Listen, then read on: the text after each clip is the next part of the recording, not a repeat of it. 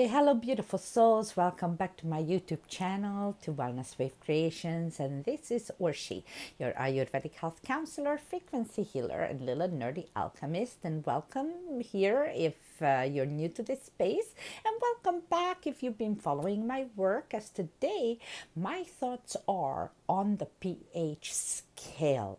So I wanted to talk to you guys about the pH chart and alkalinity and acidity and all that jazz and all the misinformation that is out there. Okay, so number one, the pH scale goes from 0 to 14. So I want to show you a chart, 0 to 14. 0 being extremely acidic, 14 being extremely high alkalinity. Okay, why is this so important? And lately, why do we talk about this so much? And what's pH? Well, pH means potential of hydrogen. So this is really important, especially if you guys have been following my work and you know that I do speak a lot and educate people about hydration. One of the things that you need to remember about the word hydration is hydrogen. So these two things very much connect with one another, very integral importance when we talk about the pH scale. So number one, the body's pH levels or the tissues in your body is not the same thing as the blood pH. That is number one that I want you to remember. So if you were to go and check any literature, any medical science documents or papers out there, then you will see that the blood's pH level is always at 7.365 pH, slightly alkaline, right? Because if we go back in here, then we need to remember that 7 is the neutral. Anything up above is alkaline, anything below is acidic. Okay, so then the blood pH being at 7.365 is a critical information for you to remember before even I continue, because you need to remember why is your blood at that pH level. Because it's like a central processing intelligence in your system that knows that you need that amount of alkalinity from all kinds of macro minerals, which are usually calcium, potassium, magnesium, sodium, and iron. And if you remember, if from your childhood or whenever, when you have a cut or something, and if you've ever tasted a bit of your blood, then you know that it's got a slight alkalinity. It's almost like it tastes like a little bit of an iron. So the blood pH is always maintained at that 7.365, and it has a little bit of an allowance up to 7.4 pH. So there's a very tiny interval that the blood can move in this very tiny interval of pH of 7.365 to 7.4.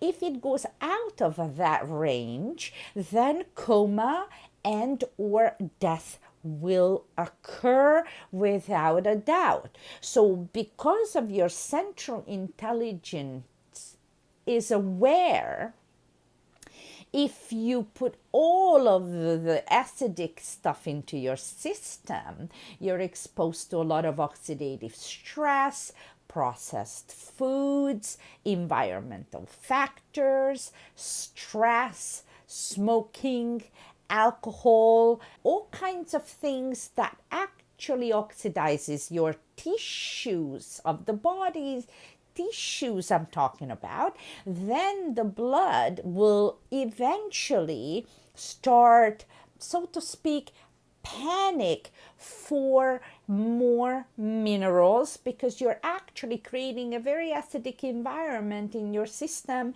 and the blood says, okay, I need to buffer this, and it will start stealing from your own mineral reservoir from less important places, if you will, of the body, in order for it to maintain itself at 7.365. I have dealt with this one client once many years ago, and he said he went to the doctor, and the doctor's office, confirmed that his blood is alkaline. And I just said, no kidding. Like, seriously, you guys, you cannot get actually sufficient mineral testing done through blood testing whatsoever. Let's just say that. Exactly because of this reason. Your blood is always going to be between 7.365 to 7.4. The question is, what's happening around? What's happening in your tissues, okay? And so therefore, the more acidic stuff hits your biofield and the more acidic your tissues become, that means that they will be losing minerals. You're going to become actually mineral deficient and go into survival mode. Okay, that is the number one thing that I want you to remember. This is why it's very important to have alkalizing agent going through your system. That could be vegetables, that could be fruits. Of course, if they don't have and they're not loaded with glyphosates, which are waxed-based pesticides, herbicides, and insecticides on those vegetables and fruits, which is all acidic and it's heavy metals, and it will cause a great deal of toxicity into your system. So you do want to make sure that you have not just organic produce, but glyphosate free produce. And organic and glyphosate free, they're not the same. Okay, you can check some of my other videos out about it. We can link them in the description box here below for you. Okay. So then the other thing that you want to remember is, because 75% of our body is water, okay, it doesn't matter what kind of water you put through the system. And I'm not going to talk great detail today about the water specifically right now, but I just want you to focus on the pH, as in that the more acidic you eat, the more acidic stuff that happens to you, the more oxidative stress, the more stress. Stress is about pH 3.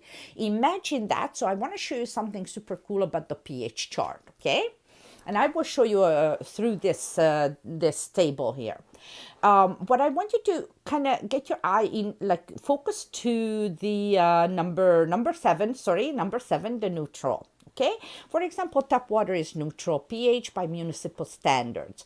So why do I want you to pay attention to this? Because that's the middle of the scale, right? So it's the neutral.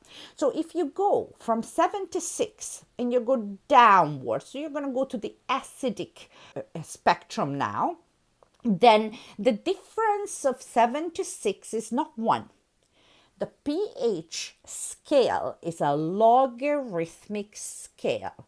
That means that the difference between 6 and 7 is a 10 times. So 10x, okay?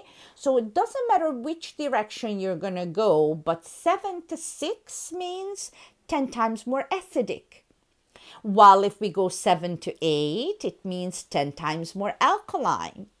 And then when, let's say, we go from 7 to 9, it would be 10 times 10. So 9 is 100 times more alkaline than 7. Okay, so let's go do this now toward the other end, the acidic end, 7 to, let's say, 5. 7 to 5 means 7 to 6 is 10. Then times 10, so it's 100 times more acidic than 7. Okay, so imagine if you've got a lot of stress which hits your system with about 3 pH, then let's calculate this together. 7 to 6 is 10 times 10 is 100, times 10 is 1,000, and times 10 is 10,000. Stress hits your system 10 1,000 times more acidic than, let's say, that neutral, tap water neutral pH 7. Can you fathom what kind of a damage, disease you can cause to your system, to your biofield, by not feeding the right substances to the body, or not feeding the right substances to the mind? It will completely acidify the environment. So therefore, if you put yourself into that situation, you're putting your physical body through a lot of stress. So it's taxed because it has to be really buffering out that acidity from your tissues. I want to show you something else. If actually, and I've got a super cool scale here, okay? If actually your tissue level acidity goes about, let's say, 6 to maybe about 5.8 pH, cancer cells begin to form, or almost like they get activated. Okay, and the reason for that is because most diseases, and honestly, really pretty much all of them, thrive in an acidic environment. So the more acidic the environment, the higher the chance for disease. The more acidic the environment is, it also means that the less alkaline buffering minerals you've got present in your body. So if you have got no sufficient macro minerals going through your system, that also means that you're losing electrical charge in the system. Then if you're losing electrical charge to a particular area of your body or a particular organ, then that would mean that some sort of a disease process starts there, and you're going to start developing some sort of a problem. Okay, so you're following me here? All of this actually connects to the pH chart. And so when the potential of hydrogen is there, when you've got the higher alkalinity, then also you've got to consider two things. I just did a short where I tested bleach, okay, which is super alkaline, by the way, and it comes very, very purple on the pH scale. Also, I could have tested some cyanide, but I don't have any. But cyanide is also very, very alkaline, yet we know that it is a poison. We also know that nobody drinks bleach, or you'll have a real serious toxicity and toxic shock, and or even you could die. So therefore, if it is those liquids are alkaline, or those substances are alkaline, well, why is it that they're not good for us? So alkalinity on its own merits is not necessarily good when it is chemically altered, when it's a chemical alteration. But when it is happening naturally with the electrical current being present there, and I'm kind of wanting you to think of some sort of a natural environment like waterfalls or waves of the ocean, or environments where eventually the minerals are being present there, and they are creating with the friction as the water is moving, and there's this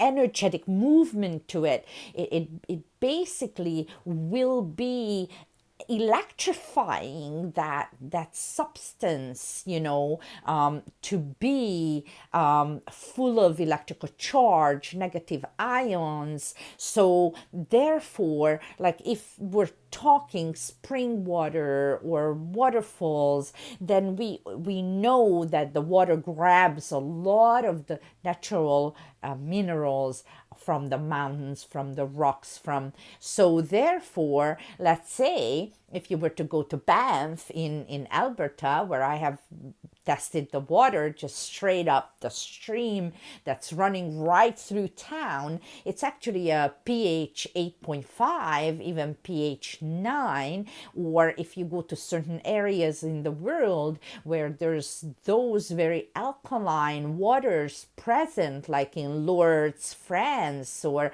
Tlacote, Mexico, or Okinawa, or so there's these blue zone spots which all have naturally occurring alkaline waters. Then those are safe, those are good.